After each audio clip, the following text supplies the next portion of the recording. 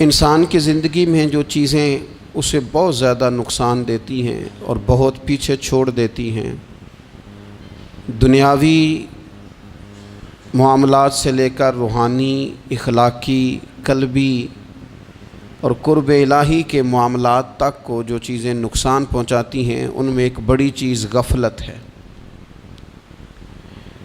ایک لفظ ہوتا ہے جو ہمیں اکثر سننے کو ملتا ہے کہ آپ کی توجہ نہیں ہے۔ یہ ڈھیر سارے لوگوں کا مطالبہ ہوتا ہے، اہل خانہ بھی مطالبہ کرتے ہیں، کئی موقع پر والدین بھی مطالبہ کرتے ہیں، غرباء بھی مطالبہ کرتے ہیں کہ امیروں کی ہماری طرف توجہ نہیں ہے۔ اور یہ بڑی لازمی سی بات ہے کہ کسی چیز پر جب توجہ رہتی ہے تو وہ چیز بہتر ہو جاتی ہے، اور جب عدم توجہی کا لوگ مظاہرہ کرتے ہیں تو وہ معاملہ خراب ہو جاتا ہے۔ یہ جو عدم توجہ ہے اسی کو غفلت کہتے ہیں، اور جب انسان کے مزاج پر غفلت طاری ہوتی ہے اور غفلت اس پر پوری طرح غلبہ کر لیتی ہے تو پھر اس کی زرخیز زمین کو وہ بنجر کرتی ہے۔ غفلت انسانی دل کے لیے بڑی نقصان دہ چیز ہے اور انتہائی تکلیف اور ضرر کا باعث ہے۔ دلوں پر جو قحط نازل ہوتا ہے، قحط، ویران ہو جاتے ہیں دل، اور جو دلوں پر خشکی نازل ہوتی ہے کہ طبیعتیں خشک ہو جاتی ہیں، یہ غفلت کی وجہ سے ہوتی ہے۔ جو لوگ غافل ہو جاتے ہیں نا، اپنے معاملات کا دھیان نہیں رکھتے، دیکھیں نا، آپ کو کھانا کھاتے بھی غافل نہیں ہونا چاہیے۔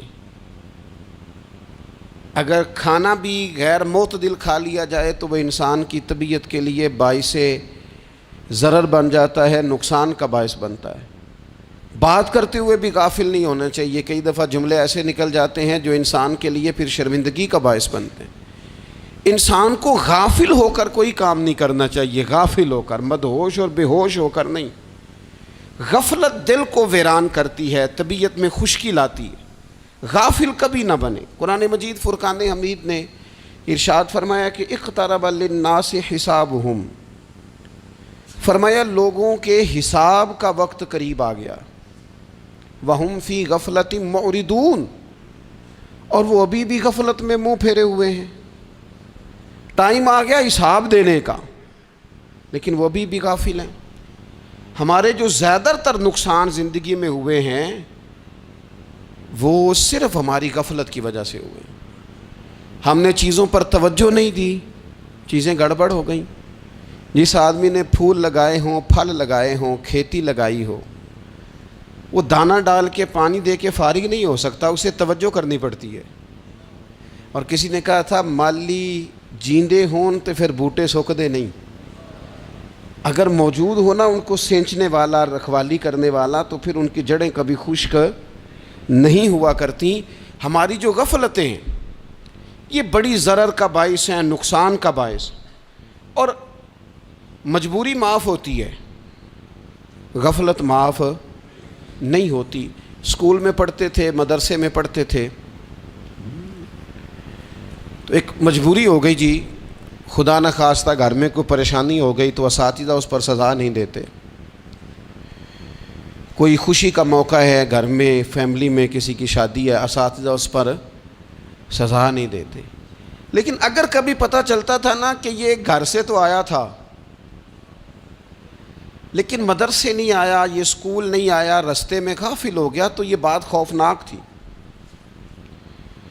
یہ قابل سزا جرم تھا کہ تو غافل ہو گیا اپنی پڑھائی سے، تو گھر سے آیا اور یہاں نہیں آیا۔ غفلت قابل سزا ہوتی ہے، مجبوری کی معافی ہوتی ہے۔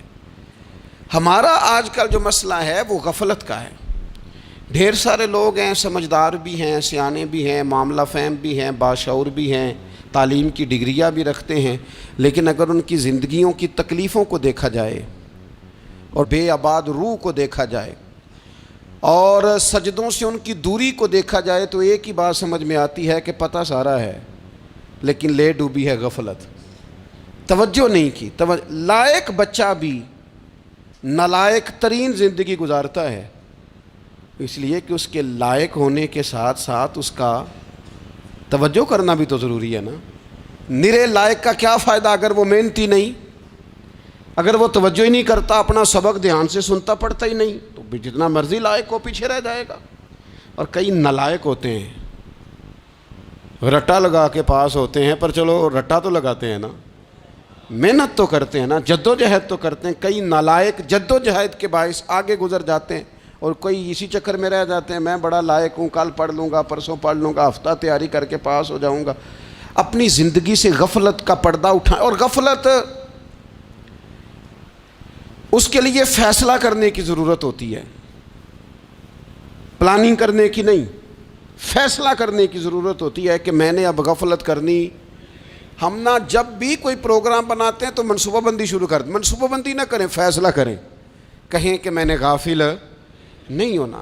غفلت غرق دنیا کا نام ہے، اپنے آپ کو غفلت سے بچائیں۔ آپ دیکھیں حضرت کعب بن مالک رضی اللہ تعالیٰ عنہ فرماتے ہیں، بخاری میں موجود ہے، فرماتے ہیں کہ جنگ میں پیچھے رہ گیا تھا،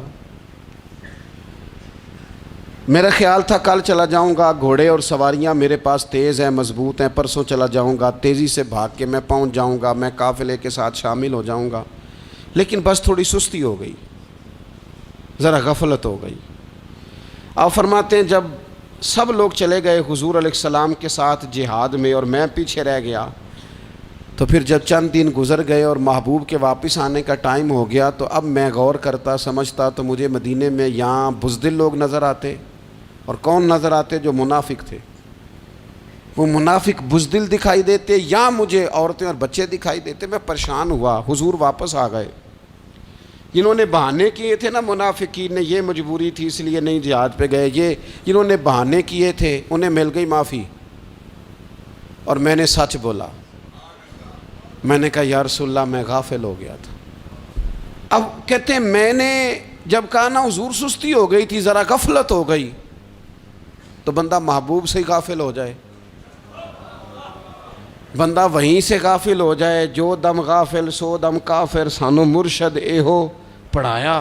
جب کہا نا حضور وہ غلطی ہو گئی، کوئی مجبوری نہیں تھی، تو فرماتے ہیں باقیوں کو معافی مل گئی، میرے ساتھ حضور ناراض ہو گئے۔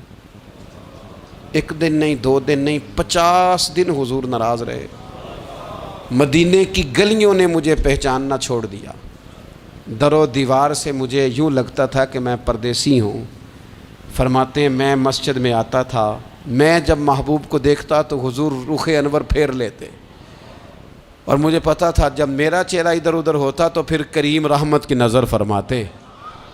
فرماتے ہیں 50 دن مسلسل، پھر مجھے حکم ہوا کہ بیوی بھی بھیج دو، میکے بچے بھی بھیج دو، ننہال یعنی تنہا رہ جاؤ۔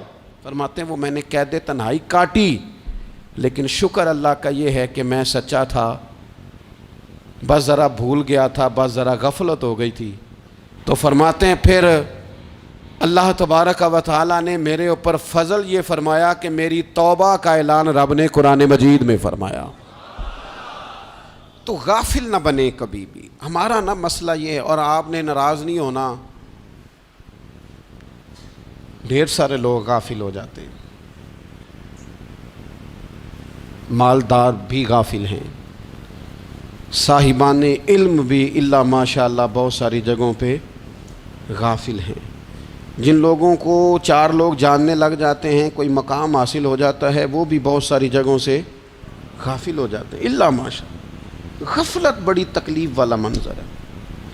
جو لوگ سمجھتے ہیں نا میں اب گڈ بک میں آ گیا ہوں، اب میں اچھا ہو گیا ہوں، اب میرے لیے خیر کہا جاتا ہے، مجھے اچھائی شاید یہ مستقل میرے ساتھ رہے گی، تعریف ہی ہوگی ہمیشہ، وہ بھی غافل ہو جاتے ہیں۔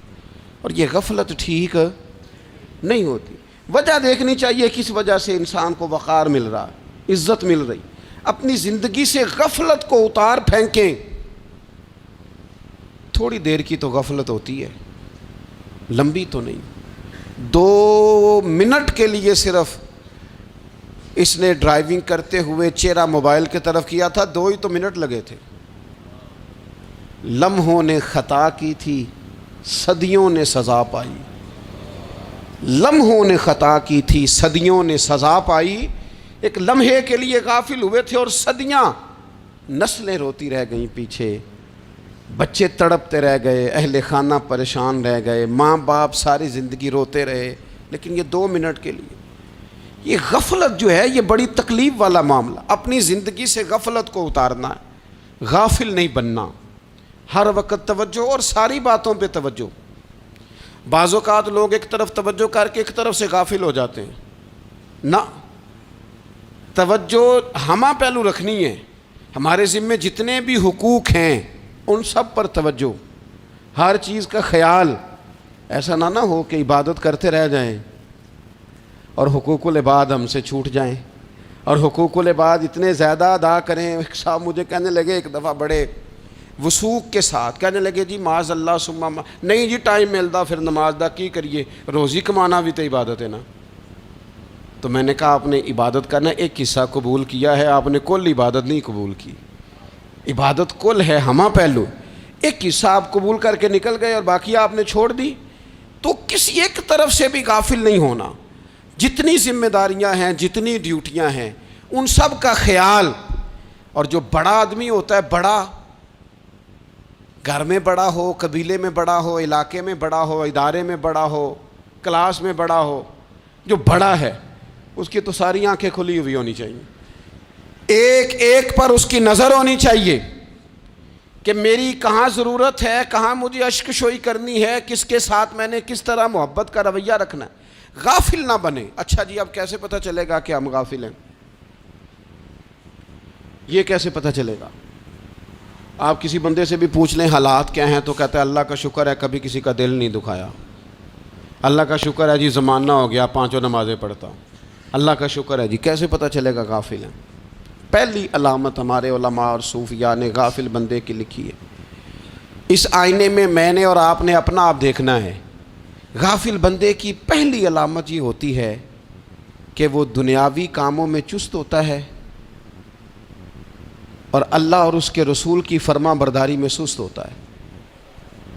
یعنی نماز کے وقت تو اسے نیند ستاتی ہے، پریشانی ہوتی ہے، لیکن اگر کسی جگہ مال مل رہا ہو، پیسے مل رہے ہوں، وہاں جانا ہو تو پھر اسے کوئی چیز بھی تنگ نہیں کر.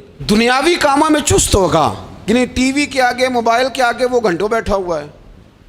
اور اگر اسے 25 منٹ قرآن پاک سننا پڑ جائے، اگر اسے 20 منٹ دینی محفل میں بیٹھنا پڑ جائے، اگر اسے کہا جائے کہ تو 20 رکعت نماز نفل ادا کر، دنیاوی کاموں میں چست ہے، دینی کاموں میں، یہ غفلت کی پہلی علامت. پھر ذاتی معاملات پہ پیسہ خرچ کرنا ہو تو ڈھیر سارا ہے، کسی غریب کی مدد کرنی ہو تو. وہ ہمارے ایک دوست ہیں، وہ اکثر کہا کرتے ہیں، وہ کہتے ہیں آج کل کسی سے کہنا فلائی کام میں، دینی کام میں، کسی کی مدد میں کچھ 4 پیسے خرچ کرنے ہیں تو لوگ کہتے ہیں ہاتھ تنگ ہے. ہاں کوئی سستا پلاٹ ملتا ہو نا، اور اگر یہ سمجھ آ جائے کہ وہ مجبور ہے بیچارہ بیچنے والا، تو پھر کہتے ہیں میں 2-3 دوستوں کو پھاڑ لے سن. ذاتی کاموں میں جب بندہ چست ہو اور دینی کاموں میں سست ہو تو مطلب یہ ہے کہ بندہ غافل ہے. پہلی علامت غفلت کی. اور غفلت کی دوسری نشانی یہ ہے کہ انسان گناہ کے کاموں کو معمولی سمجھنے لگ جاتا ہے. یہ غافل بندے کی نشانی ہے. گناہ کو معمولی سمجھتا ہے، چھوٹا سمجھتا ہے. آج کل لوگ کہتے نہیں میں کو اکیلا کر رہا ہوں، ساری دنیا ہی کرتی ہے. اور جناب کیا ہو گیا، اگر یہ غلطی ہو گئی تو بندے سے ہو ہی جاتا ہے. گناہ کو معمولی سمجھنا، چھوٹا سمجھنا اور کہنا پھر کیا ہو گیا ہے، انسان سے غلطی ہو جاتی ہے. آپ دیکھ لیں کہ سینکڑوں بیسیوں گناہوں کا بوجھ ہمارے سروں پہ ہوتا ہے، لیکن کوئی ہمارا دبدبہ ہے، کوئی ہماری گفتگو ہے، کوئی ہمارے جملوں میں خود پسندی ہے، کوئی ریاکاری ہے، کوئی تصنع ہے. یہ غافل بندے کی علامت ہے. نبی اکرم صلی اللہ تعالی علیہ وآلہ وسلم نے فرمایا مومن اپنے گناہوں کو پہاڑ کی طرح سمجھتا ہے. یہ بخاری میں حدیث ہے. مومن پہاڑ کی طرح جانتا ہے اور وہ ڈرتا ہے کہ کہیں وہ پہاڑ اس کے اوپر گر نہ جائے، یعنی کہیں مجھے میرے گناہ کی سزا نہ مل جائے. چھوٹے گناہ کو بھی پہاڑ جانتا ہے، یار مجھ سے غلطی ہو گئی، مجھے ٹھیک کر لینی چاہیے، مجھے معافی لے لینی چاہیے، مجھے توبہ کر لینی چاہیے. مومن اپنے اوپر گناہ کو پہاڑ کی جانب سمجھتا ہے. اور حضور علیہ الصلوۃ والسلام فرماتے ہیں کہ یہ جو فاسق اور فاجر ہوتا ہے نا، اللہ کا نافرمان، یہ گناہ کو مکھی کی طرح سمجھتا ہے. یہ سمجھتا ہے میں نے اشارہ کرنا ہے مکھی نے اڑ جانا ہے. مومن کی علامت یہ ہے کہ وہ پہاڑ جانتا ہے اگر غلطی ہو جائے تو پہاڑ. امام اعظم ابو حنیفہ رحمۃ اللہ علیہ گزر رہے تھے تو بارش ہو گئی تھی اور کوفہ میں کیچڑ تھا, تو آپ نے جو جوتے پہنے ہوئے تھے ان جوتوں سے چلتے ہوئے نا آپ کے پاؤں سے کچھ مٹی اڑی, تو سامنے ایک یہودی تھا, اب اس زمانے میں دیواریں کچی ہوتی تھیں, اس کے دیوار پر جا کے وہ مٹی جو تھی وہ لگ گئی. اب امام صاحب بڑے پریشان ہوئے کہ میں نے اس کی دیوار کو آلودہ کر دیا. یہاں تو لوگ اپنی اینٹیں رکھتے رکھتے کئیوں کی دیواریں توڑ ہی دیتے ہیں, اور پھر وہ اس پر ماننے کو بھی تیار نہیں ہوتے, تسلیم کرنے کو بھی تیار نہیں ہوتے. وہ کہتے ہیں پھر کیا ہو گیا, اب ہمارا یہاں گھر ہے تو ہم نے ٹرالی منگوانی نہیں تھی, ہمارا حق بنتا تھا. امام صاحب کے پیروں سے ذرا کیچڑ اڑا, یہودی کی دیوار پہ لگا, اس کی کچی دیوار تھی. امام صاحب پریشان ہو گئے, سوچنے لگے کہ اگر میں دیوار سے یہ کیچڑ اتارتا نہیں تو یہ بھی زیادتی ہے, میں نے اس کی دیوار کو گدلا کر دیا, اور اگر میں اتارتا ہوں تو کچھ مٹی اس کی دیوار کی بھی اتر جائے گی, کچی دیوار ہے, یہ بھی زیادتی ہے. مومن گناہ کو پہاڑ کی طرح سمجھتا ہے کہ کہیں گر نہ جائے, اس کی بھی کہیں سزا نہ مل جائے.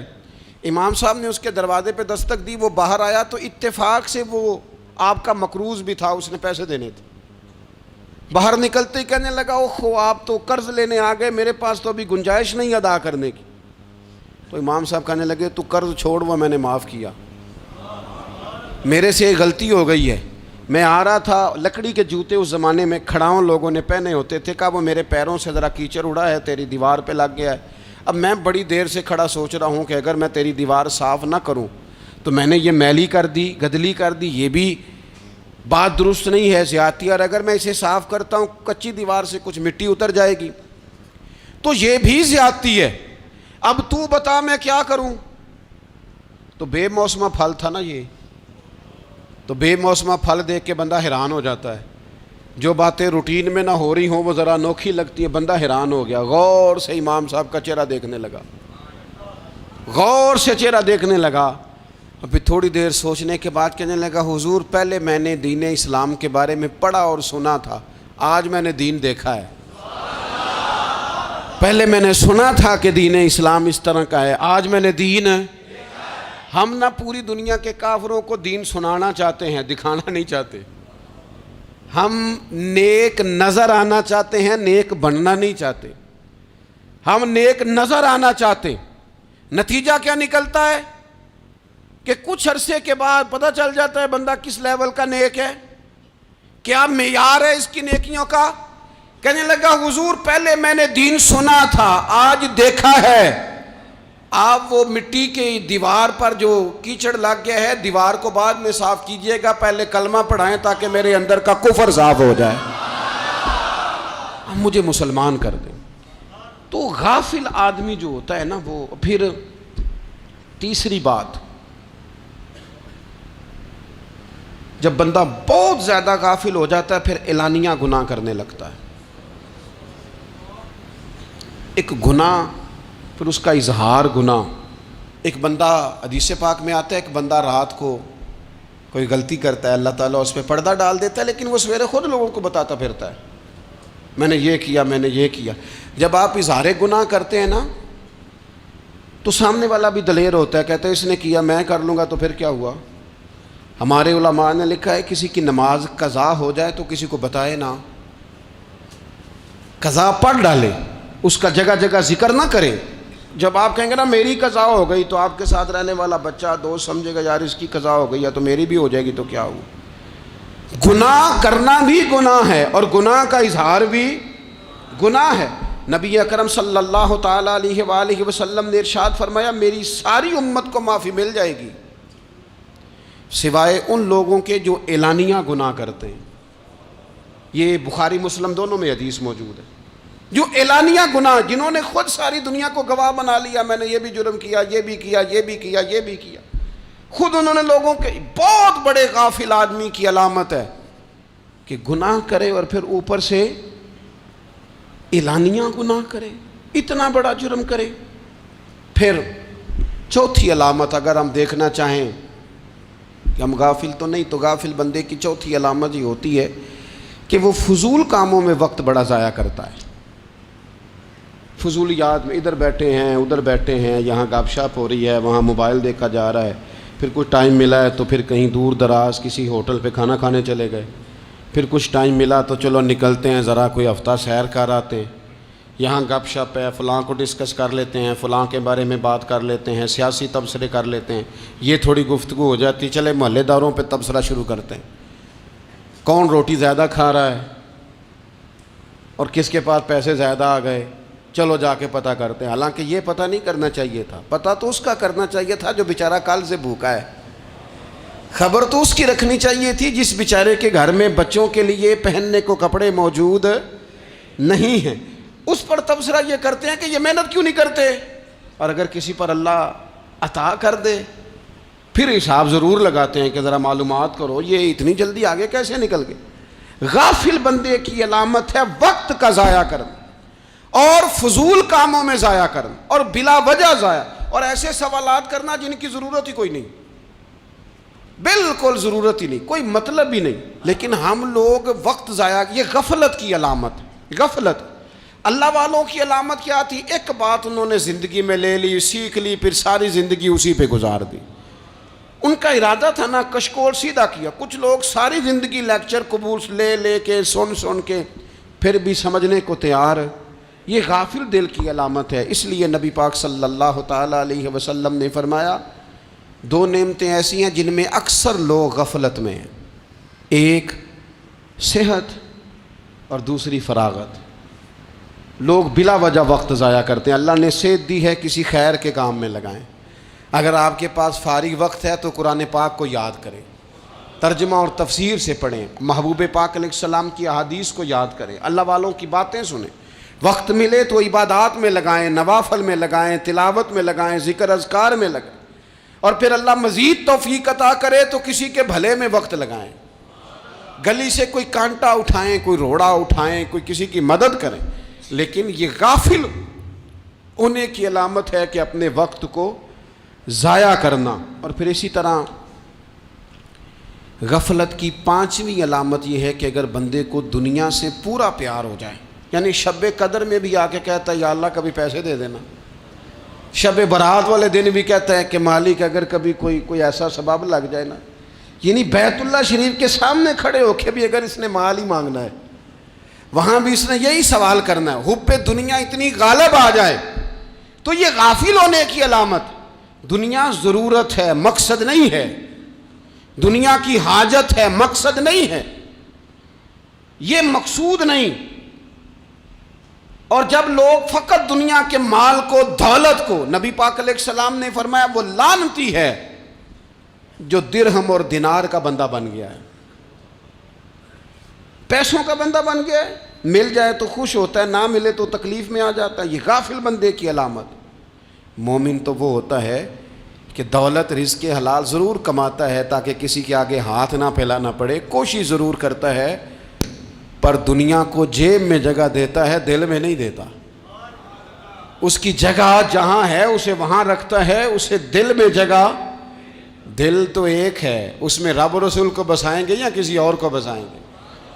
تو حب دنیا یہ غافل ہونے کی بہت بڑی علامت ہے۔ پھر اسی طرح جو بندہ رب کریم کو جانتا نہیں نا، وہ بھی غافل ہو جاتا ہے۔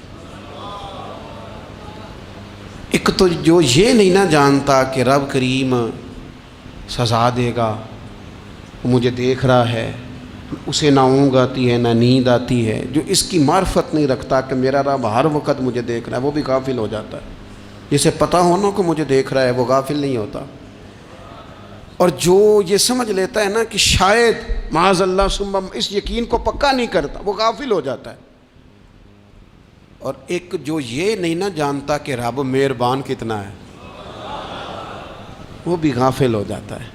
مجھے بتائیے سب سے زیادہ تو بندہ اس کے دروازے پہ جاتا ہے نا جو سب سے زیادہ مہربانی کرنے والا ہو، اس دروازے سے بندہ اٹھتا ہی نہیں۔ تو جس کو یہ یقین ہو جائے نا سب سے زیادہ کرم فرمانے والی ذات اللہ رسول کی ہے، وہ کبھی رب رسول سے غافل نہیں ہوتا۔ وہ کبھی اللہ رسول کا دروازہ چھوڑ کے نہیں جاتا، وہ کبھی کسی اور جگہ جا کے پناہ تلاش نہیں کرتا۔ جسے پتہ چل جائے نا وہ کریم کتنا ہے، مہربان کتنا ہے۔ ملا رومی رحمت اللہ علیہ فرماتے ہیں بہت بڑا مجرم تھا ایک بندہ، بہت بڑا گناہگار تھا، بت کو پوجتا تھا، تھک گیا، ساری رات بت کے سامنے کھڑا تھا، معاذ اللہ یا صنم یا صنم یا صنم کہتے، تھک گیا، نیند آ گئی، اونگ آ گئی۔ جب پوری طرح نیند آ گئی اور دماغ پہ نیند قبضہ کرنے لگی تو اس کے منہ سے نکل گیا، صنم صنم کہہ رہا تھا نا، نکل گیا یا صمد، او بے نیاز مالک۔ رب کریم نے فرشتوں سے فرمایا دوڑ کے جاؤ، جو کہتا ہے اسے دے دو۔ فرشتے کہنے لگے مالک وہ تو بت کو پکار رہا تھا، اس نے تو غلطی سے نام لیا ہے۔ فرمایا مجھے نہیں پتا، لیکن دیکھو نا اس نے مجھے پکارا تو ہے نا، کتنی دیر سے جھوٹے کو پکار رہا تھا، اس کا معاملہ حل نہیں ہوا، اب اگر سچے کو پکارنے پہ بھی حل نہ ہوا تو فرق کیا رہ جائے گا؟ دے دو جو مانگتا ہے، دے دو۔ میرے دوست گھر پتہ چل جائے وہ کریم کتنا ہے، وہ مہربان کتنا ہے۔ میرے رسول پاک علیہ الصلوۃ والسلام نے تو فرمایا تیری آنکھ سے اگر اس کے خوف سے اتنا آنسو بھی نکل گیا جتنا مچھر کا پر ہوتا ہے، تو جس طرح بھینس کے تھنوں سے نکلا ہوا دودھ واپس تھنوں میں نہیں نہ جاتا، جو اتنا بھی روئے نہ روئے اللہ کے خوف سے، وہ بندہ دوزخ میں نہیں جائے گا۔ تھوڑی دیر کے لیے ڈر جائے اپنے رب سے، آئے تو صحیح۔ عدم معرفت غفلت پیدا کرتی ہے، تو آ تو صحیح، وہ تو کریم ہی بڑا ہے، وہ تو مہربان ہی بڑا ہے۔ حضرت زنیرہ رضی اللہ تعالی عنہ حضور کی صحابیاں ہیں۔ ایام جو مکے کے تھے مسلمانوں پر بڑی آزمائش کے تھے، انہیں بڑا مارا کفار نے، اتنا مارا کہ ان کی بینائی چلی گئی، نظر آنا بند ہو گیا۔ کافروں کی عورتوں نے تانا دیا کہ تو نے ہمارے بت چھوڑے ہیں نا، تو دیکھنا تیری بینائی چلی گئی۔ تو جناب زنیرہ اللہ پہ بھروسہ، توکل، معرفت الہی کا جذبہ، اٹھ کے کھڑی ہو کہنے لگی چپ کرو، تمہارے جھوٹے بت کیا کر سکتے ہیں، میرا رب چاہے تو صبح جب میں اٹھوں تو میری آنکھیں روشن ہو، اگر کریم کرم کر دے۔ لوگ کہتے ہیں واقعی ایسا ہوا، جب وہ سویرے اٹھی تو اللہ نے ان کی روشنی واپس کر دی تھی۔ تجھے پتہ چل جانا وہ مہربان کتنا ہے۔ وہ ایک بزرگ تھے تو ان سے کسی نے کہہ دیا کہ اگر آپ کا حساب آپ کے ماں باپ کے ذمہ ہو جائے تو پھر کیسا، پوچھنے کے لیے قیامت میں اگر ماں باپ حساب لیں تو پھر کیسا۔ تو بڑے سیانے لوگ تھے جو دل والے تھے، کہنے لگے نہیں، رب کریم ہی ٹھیک ہے، اس لیے کہ وہ ماں باپ سے کہیں بڑھ کر پیار کرنے والا ہے۔ اگر یہ معرفت مل جائے وہ کریم کتنا ہے، اور جب بندہ پوری طرح اس کی بارگاہ میں آ کے تڑپ جاتا ہے نا، مولا میں جاؤں کدھر، تیرا دروازہ چھوڑ کے جاؤں کدھر۔ اقبال کہتے ہیں وہ ایک سجدہ جسے تو گراں سمجھتا ہے، 1000 سجدوں سے دیتا ہے آدمی کو نجات۔ تجھے جگہ جگہ جھکنا نہیں پڑے گا اگر تو صحیح معنوں میں اپنے رب کی بارگاہ میں جھک جائے۔ تو میرے عزیز کوشش کریں کہ اس کی معرفت، اس کا کرم، اس کی عطا اور اللہ تبارک و تعالیٰ کے حاضر و ناظر ہونے پر عین الیقین، حق الیقین حاصل کریں۔ اور پھر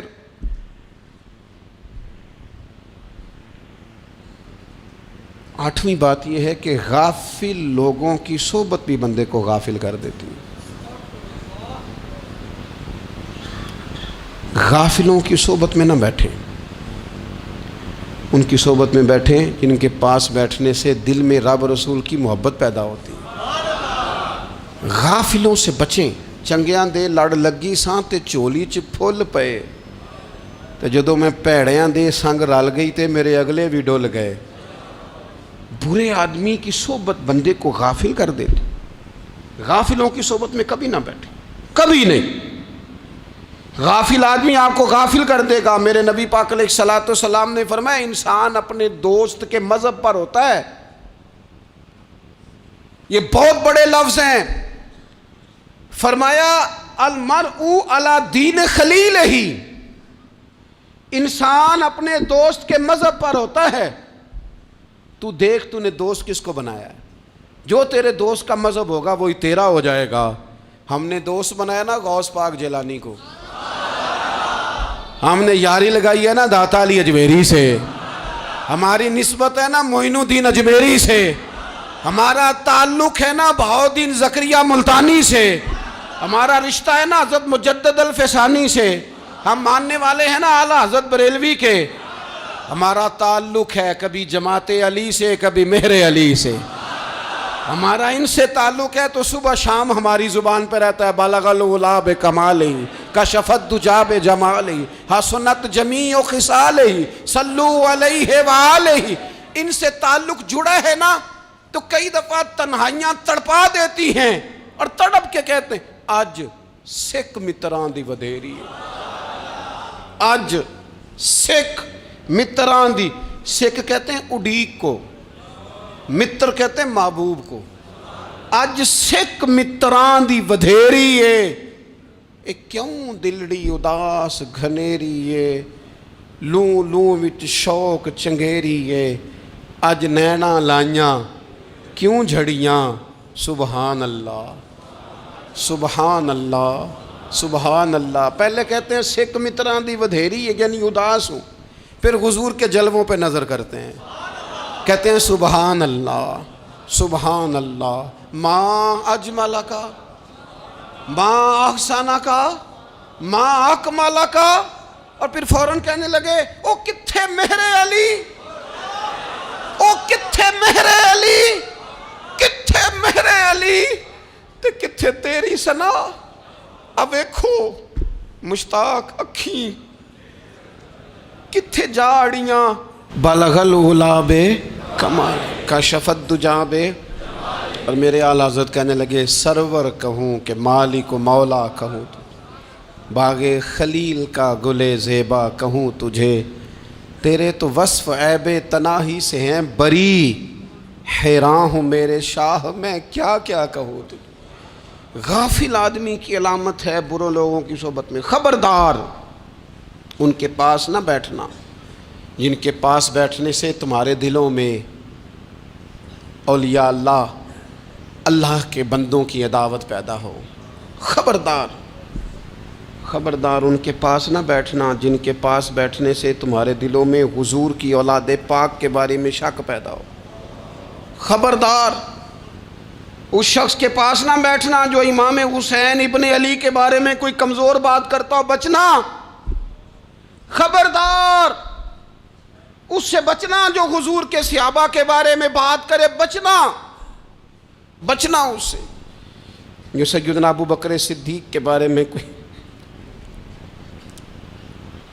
دیکھو کیا مقدر ہیں صدیق و فاروق کے، جن کے گھر ہی رحمتوں کے خزینے میں، بھلا کیا کہا نبی پاک، حضور نے فرمایا میرے اوپر جس نے نیکی کی تھی بدلہ دے دیا ہے، یہ جو میرے ابو بکر صدیق ہے نا،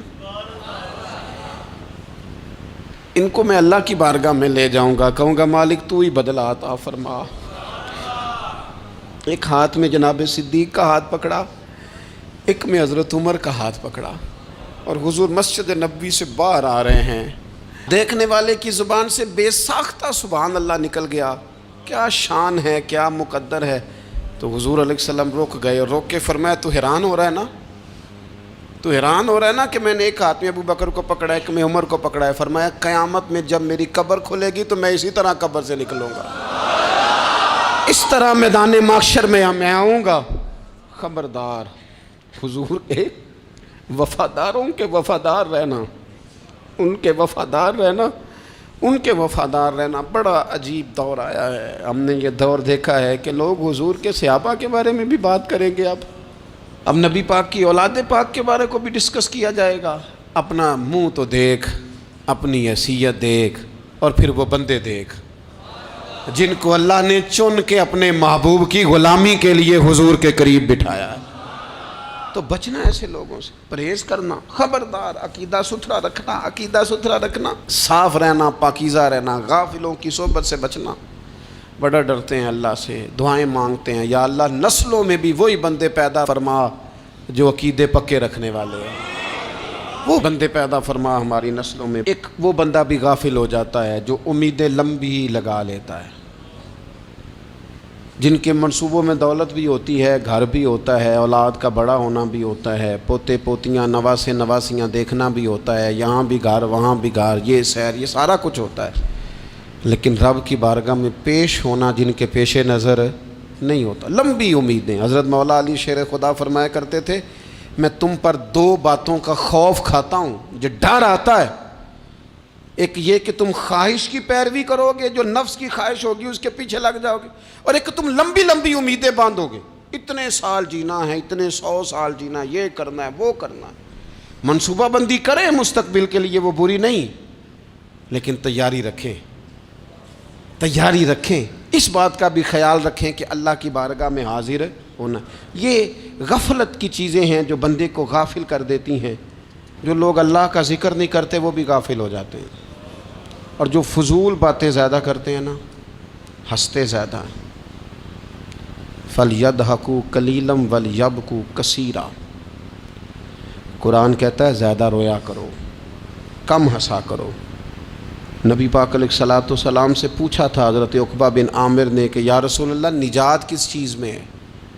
تو نبی پاک علیہ الصلوۃ والسلام نے فرمایا ایک تو اپنی زبان قابو میں رکھو، دوسرا فرمایا اپنے گھر میں ٹھہرے رہو، تمہارا گھر تمہارے لیے کافی ہو، فضول نہ نکلو گھر سے، اور تیسرا فرمایا اپنی خطاؤں پہ رویا کرو۔ کثرت کلام اور فضول کلام اور بلا وجہ یہ بندے کو غافل کرتا ہے، دل کو سخت کرتا ہے۔ یہ چند چیزیں ہیں جو انسان کو غفلت میں ڈالتی ہیں۔ اپنے آپ کو ان چیزوں سے بچائیں اور غفلت کو توڑیں۔ آپ کے ذمے، میرے ذمے جو حقوق و العباد ہیں ان کا پتہ کریں، جو اللہ رسول کے حقوق ہیں ان کی خبر دیکھیں، ہماری جو ذمہ داریاں ہیں ہم کس طرح انجام دے رہے ہیں اس پر توجہ کریں، اپنے معاملات کو ٹھیک کریں۔ ہم انسان ہیں، کوتاہیاں تو رہ جائیں گی، لیکن جب کوشش کریں گے تو پھر رب تعالیٰ مدد بھی فرمائے گا۔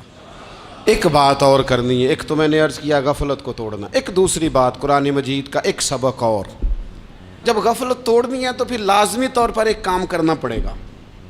میں نے یہ عرض کیا تھا کہ پلاننگ نہیں کرنی، فیصلہ کرنا ہے۔ تو فیصلہ کرنا ہے تو کرنا کیا ہے؟ پھر قرآن حکیم نے سورہ بقرہ میں کہا فاستبقوا الخیرات، یعنی تم نیکیوں کی طرف دوڑو، جلدی جلدی نیکیاں کرو، فٹافٹ، دیر نہ کرو۔ فٹافٹ سے مراد یہ نہیں کہ نیکی جلدی جلدی کر جاؤ، یعنی ٹال مٹول نہ کرو خیر کے کام میں، کل کریں گے، پرسوں کریں گے، عمرہ کر رہے ہیں پھر نیکی ہیں، حج کر رہے ہیں پھر نیکی ہیں، بچے بیال ہوں پھر میں نیک ہوں، یہ تھوڑا سا یہ کام ٹال مٹ۔ فاستبقوا الخیرات، نیکیوں کی طرف دوڑو، جلدی کرو، بھاگو۔ نبی پاک صلی اللہ تعالیٰ علیہ وسلم نے فرمایا 5 چیزوں کو 5 چیزوں سے پہلے غنیمت جانو۔ حضور علیہ الصلوۃ والسلام فرمانے لگے ایک تو تم جوانی کو نہ بڑھاپا آنے سے پہلے پہلے غنیمت سمجھ لو۔ نبی کریم صلی اللہ تعالیٰ علیہ وآلہ وسلم ارشاد فرمانے لگے کہ اپنی صحت کو غنیمت جان لو، بیماری آنے سے پہلے پہلے۔ پھر حضور علیہ الصلوۃ والسلام فرمانے لگے اگر اللہ نے تمہیں مال دیا ہے، وسعت دی ہے، تو نیکی کر لو، خرچ کر لو اللہ کے راستے میں، خدا نہ خواستہ تم پر غریبی آ جائے۔ اور پھر حضور سید عالم صلی اللہ تعالیٰ علیہ وسلم فرمانے لگے اگر تمہیں اللہ نے کچھ فراغت دی ہے، بہت زیادہ مصروف نہیں ہو، تو غنیمت جان لو، جلدی سے نیکی کر لو قبل اس کے کہ تم مشغول ہو جاؤ۔ اور 5ویں بات حضور نے بیان کی، فرمایا زندگی کو غنیمت جانو، موت آنے سے پہلے پہلے جلدی سے نیکی کر لو۔ نیکی کے لیے ساری زندگی منصوبہ بندی نہ کرتے رہو، نیکی کے لیے دیکھو نا، ہماری زندگی میں یہاں دنیا میں رہ کے چند منٹوں میں وہ نیکی کی جا سکتی ہے جو قیامت کے بعد صدیوں کا ہمارا فائدہ کرے گی، صدیوں کا فائدہ کرتے نہیں۔ پلاننگ کر رہے ہیں، منصوبہ بندی کر رہے ہیں، بس تیاری کر رہے ہیں، بس حضرت آپ دعا کر دیں، اللہ تعالیٰ دعائیں بھی قبول فرمانے والا ہے، لیکن جو نیکی نصیب ہوتی ہے اسے جلدی سے کر گزریں، اسے فٹافٹ کریں۔ میں ایک گاؤں میں گیا، اب تو خیر وہ دور نہیں رہا، یہ 10-15 سال 20 سال پہلے نا جو نوجوانوں کی مصروفیات ہوتی تھیں ان میں سے ایک مصروفیت یہ ہوتی تھی کہ گندم لے کے چکی پہ جانا ہے، آٹا پسوا کے لانا ہے۔ یہ ایک بڑی، چونکہ سبھی گھروں کے اندر سال کے لیے گندم سٹاک کر لی جاتی تھی، تو گندم لے کے جانا یہ ایک ڈیوٹی ہوتی تھی۔ ایک نوجوان ایک گاؤں میں، اس کی مجھے تعریف سننے کو ملی، تو ایک بوڑھی اماں کہنے لگی یہ تو بڑا نصیباں والا ہے، سارے دا آٹا پیا لے ہوندا ہے۔ اور آتے جاتے پوچھ لیتا ہے کہ اماں کوئی کہنے لگی میرے بچے باہر ہوتے ہیں، یہ مجھے دوائی بھی لا دیتا ہے شوگر کی، میں مریضہ ہوں. یعنی خیر جتنی ہو سکے جتنی. میرے ایک سنگی ہیں تو سڑک پہ کوئی بندہ کھڑا ہوتا ہے نا، اللہ تعالیٰ انہیں سلامت رکھے، بندہ کھڑا ہوتا ہے تو کہتے ہیں میں اس سے پوچھ لیتا ہوں بابا جی کدھر جانا ہے، فلانی جگہ جانا ہے، تو کہتے ہیں میں موٹر سائیکل پہ بٹھا لیتا ہوں. بندہ دیکھ کے مجھے سمجھ آ جاتی ہے ضرورت مند ہے، کوئی چور نہیں کوئی ڈاکو نہیں، ضرورت مند ہے. میں اسے منزل تک نیکی جتنی میسر آئے، جس حد تک میسر آئے. کیا کہا ہمارے نبی پاک علیہ السلام نے؟ حضور نے ہم سے فرمایا کچھ نہ ہو سکے تو بات ہی مسکرا کے کر لینا، اس پر ہی اللہ صدقے کا ثواب عطا کر. فاستبقوا الخیرات، جلدی سے نیکی کر لو. اپنے نامہ اعمال میں روز نیکیاں جمع کرو، کوئی نہ کوئی خیر کا کام روز کرو اور جلدی سے کرو. صحیح مسلم میں حدیث ہے، نبی پاک صلی اللہ تعالی علیہ وسلم فرمانے لگے جلدی جلدی نیکی کے کام کر لو ان فتنوں سے پہلے جو اندھیری رات کے حصوں کی طرح فتنے ہوں گے. فرمایا اس وقت حال یہ ہوگا کہ آدمی صبح مومن ہوگا شام کو کافر ہو جائے گا، شام کو مومن ہوگا تو صبح کافر ہو جائے گا. اور فرمایا لوگ دنیا کے بدلے اپنا دین تک بیچ ڈالیں گے. معاذ اللہ جھوٹی قسمیں نہیں کھائی جاتی، جھوٹا قرآن مجید نہیں لوگ اٹھا لیتے. لوگ دنیا کے لیے دین بیچ ڈالیں گے. اس سے پہلے جب فتنے اتنے زیادہ ہو جائیں اس سے پہلے نیکی کر لو، کوئی خیر کا کام کر لو، جلدی سے کچھ ایسا کر لو. حضرت عقبہ بن حارث رضی اللہ تعالیٰ عنہ فرماتے ہیں یہ دیکھیں ہمارے نبی پاک علیہ السلام کی سیرت کیا ہے، حضور کا اسوہ کیا ہے، نبی پاک علیہ السلام ہماری تربیت کس طرح کرتے ہیں. حضرت عقبہ بن حارث رضی اللہ تعالیٰ عنہ کہتے ہیں ہم نے نبی پاک علیہ السلام کے ساتھ نا عصر کی نماز پڑھی، یہ صحیح بخاری میں موجود ہے. فرماتے حضور سلام پھیرتے ہی فوراً اٹھ کے گھر تشریف لے گئے. یہ ہمارے لیے نا انوکھی بات تھی، غیر متوقع تھی، پہلے کبھی ایسا ہوا نہیں. سلام پھیرا نماز کا، حضور جلدی سے تشریف لے گئے. اب ہم حیران تھے اور حیرت انگیز طور پر حیران تھے کہ کریم اتنی جلدی تشریف لے گئے. تھوڑی دیر ہوئی حضور واپس آ گئے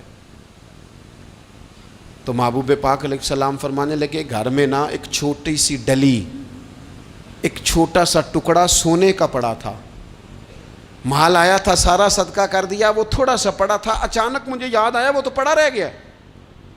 تو حضور فرمانے لگے میں نے کہا کہیں ایسا نہ ہو جائے کہ ساری رات گزر جائے اور میرے گھر میں پڑا ہی رہ جائے، میں جلدی سے جا کے اسے خیرات کر دوں. میں نے خیرات کیا پھر میں واپس آ گیا ہوں.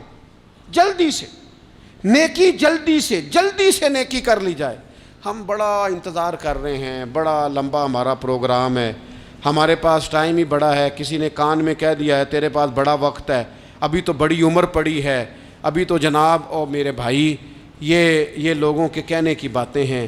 پھر پتہ ہی نہیں چلتا حالات کس طرح کے ہو جاتے ہیں اور کیا معاملات انسان کے ساتھ درپیش ہوتے ہیں.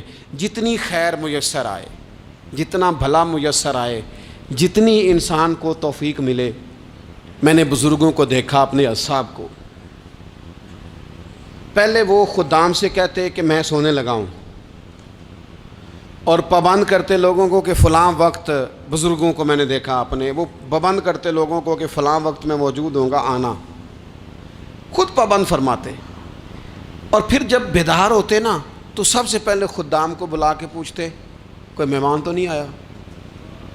وہ جناب آپ نے خود ہی تو پابند فرمایا فلاں دن آنا. کہنے لگے چل یار اگر کوئی آیا تو مجھے ملا لو، میری ملاقات کرا لو. کیوں؟ اس لیے کہ دور سے آیا ہے، مجھ سے ملنے آیا ہے، کوئی خیر کی بات سیکھنے آیا. چلو میرے نامہ اعمال میں کوئی نیکی جائے گی، کچھ نہ کچھ خیر جمع کر لی جائے، کچھ نہ کچھ ڈیوٹی کر لی جائے، کچھ کام کریں اور جلدی سے کریں. حضرت جابر ابن عبداللہ انصاری رضی اللہ تعالیٰ عنہ بیان کرتے ہیں، یہ بھی بخاری میں موجود ہے. کہتے ہیں ایک صحابی نا نبی پاک علیہ السلام کی بارگاہ میں حاضر ہوئے غزوہ احد کے موقع پر، اور حال ان کا یہ تھا کہ وہ کھجور کھا رہے تھے اور کھجور انہوں نے منہ میں رکھی ہوئی تھی. حضور کی بارگاہ میں حاضر ہوئے اور عرض کرنے لگے یا رسول اللہ صلی اللہ تعالیٰ علیہ وسلم اگر میں شہید کر دیا جاؤں تو کہاں جاؤں گا؟ حضور فرمانے لگے جنت میں. تو کہتے ہیں انہوں نے جو کھجور منہ کے اندر تھی نا وہ انہوں نے نگلی نہیں، اندر نہیں لے گئے، اس کو باہر نکالا اور دوڑ کے آگے بڑھے اور جنگ کرنی شروع کر دی. اور لڑتے لڑتے شہید ہو گئے۔ کیا سبق دیا انہوں نے؟ سبق یہ دیا کہ نیکی کرنے میں اتنی دیر بھی نہیں کرنی جتنی کھجور کھانے میں دیر لگتی ہے۔ جلدی سے نیکی کرنی ہے، فٹافٹ نیکی کرنی، اس کے اندر ٹال مٹول نہیں کرنا۔ اسی وقت انہوں نے کھجور باہر نکال دی، دوڑ کے انہوں نے حضرت انس بن نضر رضی اللہ تعالیٰ عنہ، حضرت انس بن مالک رضی اللہ تعالیٰ عنہ کے چچا ہیں، میدان احد میں نا، احد پہاڑ کے قریب کھڑے تھے، لوگوں سے کہہ رہے تھے جلدی جلدی ادھر آؤ، وہ جنت جو انسان کو انتقال کے بعد نصیب ہوگی اور قیامت کے بعد نصیب ہوگی، فرماتے تھے مجھے تو ابھی احد پہاڑ کے اندر سے جنت کی خوشبو آ بھی رہی ہے، لہذا جلدی سے آؤ، ادھر دوڑو، جہاد کرو، آؤ کفار سے لڑیں۔ تو نیکی میں دیر نہیں کرنی، جو نیکی میسر آتی ہے، جس کو میسر، ماں باپ میسر ہیں تو خدمت کر لیں، اہل خانہ ہیں تو حسن سلوک کر لیں، اللہ نے اولاد دی ہے تو اچھی تربیت کر لیں، دوست ہیں تو خیر خواہی کر لیں، اگر آپ کو اللہ رمضان عطا کرتا ہے تو زیادہ سے زیادہ اس کی عبادت کر لیں، اگر نظر ٹھیک ہے تو تلاوت زیادہ سے زیادہ کر لیں، زبان چلتی ہے تو رج رج کے مدینے والے محبوب پہ درود و سلام پڑھ لیں، اللہ تعالیٰ کا ذکر کر لیں، جلدی سے خیر جمع کریں، اپنے وقت کو ضائع نہ کریں۔ یہ آج کا سبق ہے۔ ایک تو ہم نے فیصلہ کرنا ہے کہ بس غفلت نہیں، اب غفلت، اب انشاءاللہ اللہ اللہ کرنی ہے، اب کوئی خیر کا کام کرنا ہے۔ میرے حضرت کا ایک جملہ کبھی نہیں بھولنا، فرمایا کرتے تھے زمین کے اوپر کام، نیچے جا کے آرام۔ یہ چھوڑ دیں اتنے گھنٹے سونا ہے تو یہ کرنا ہے تو میری نیند میں دخل کوئی نہ ڈالے، پھر سوتے ہی رہ جائیں گے، سوتے ہی رہ جائیں۔ زمین کے اوپر کام اور نیچے جا کے جاگنا ہے، جاگ لے افلاک کے سائے تلے، پھر حشر تک سوتا رہے گا خاک کے سائے تلے۔ اب جاگ لے افلاک کے سائے کے نیچے، جاگ، کھول آنکھیں، ہر وقت کا سونا، ہر وقت سونا، ہر وقت جو اپنے آرام کی فکر کرنا، اس سے نکل آئیں اور اچھا کھانا اور اچھا پہننا اور بس اپنی مرضی کی زندگی من چاہی جینا، اس سے باہر آئیں۔ فیصلہ کریں، فیصلہ کہ اب غفلت نہیں کرنی، اگر اللہ نے کوئی صلاحیت دی ہے تو اسے دین کے کام پہ لگانا ہے، کوئی ڈیوٹی کرنی ہے، کوئی خدمت کرنی ہے۔ دیکھو خدمتیں ہو رہی ہیں، صدیق اکبر مال دے رہے ہیں، عثمان غنی مال دے رہے ہیں، مولا علی نے تلوار پکڑی ہے، میدان میں جا رہے ہیں، فاروق اعظم گلی گلی نگر نگر رسول اللہ کے دین کی پہرے داری کر رہے ہیں، حضرت جناب سیدنا سلمان فارسی ابو ذر غفاری حضور کی مسجد میں جھاڑو دے رہے ہیں، اور بلال حبشی وہ نبی پاک کی مسجد میں اذان پڑھتے پڑھتے رب نے اتنا عروج فرمایا کہ کعبے کی چھت پہ کھڑے ہو کے بھی اذان پڑھنی شروع، انہوں نے اذان دے دی۔ تو کوئی کام کرنا ہے، غفلت کو توڑنا ہے اور نیکی کرنی ہے، ذرا جلدی جلدی خیر کا کام کرنا ہے، نہیں ایسے نہیں، فٹافٹ۔ کیسے جی؟ فٹافٹ۔ تو فٹافٹ کام کریں خیر کا، جلدی جلدی۔ تو یہ خیر کا کام فٹافٹ، جلدی جلدی اور بڑی جلدی اور دوڑ دھوپ کے، اور جب آپ کرتے جائیں گے نا تو پھر اللہ تعالیٰ مواقع بناتا جائے گا۔ آپ سے میری اپیل ہے، بالخصوص میرے ساتھ جو وابستہ سنگی ہیں، جو پیار کرنے والے ہیں، دو باتیں آج آپ نے لے کے جانی ہیں گھر۔ یہی لنگر ہے، یہی آپ کے لیے دعا ہے، یہی ہمارے بزرگوں کا فیض ہے، یہی نصیحت ہے کہ آپ نے یہ دو باتیں لے کے جانی ہیں۔ غفلت توڑ دینی ہے، فیصلہ کرنا ہے کہ آج کے بعد غافل نہیں ہونا، اور دوسری یہ بات لے کے جانی ہے کہ نیکی جلدی جلدی، فٹافٹ فیصلہ، فٹافٹ نیکی، ایک کر کے پھر انشاءاللہ دوسری کر کے پھر انشاءاللہ تیسری کر کے پھر انشاءاللہ چوتھی، یہ شروع کرنی ہے، اور آپ دیکھیں گے اللہ تعالیٰ مہربانی فرمائے گا، مدد کرے گا۔